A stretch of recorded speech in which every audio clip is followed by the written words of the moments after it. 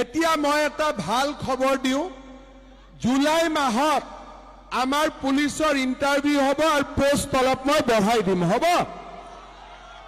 এতিয়া মোক এটা কথাই কওক, কামাণ্ডোত কোন কোন ল'ৰা যাব খোজে? কামাণ্ডোত তই যাব খোজ?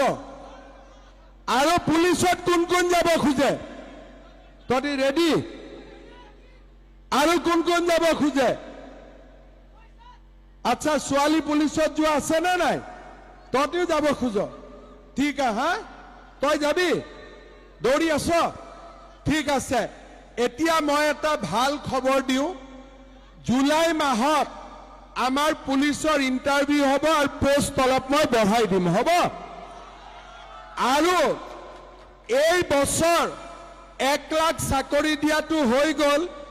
এই বছৰ মই আৰু 50,000 নতুন চাকৰি দিম।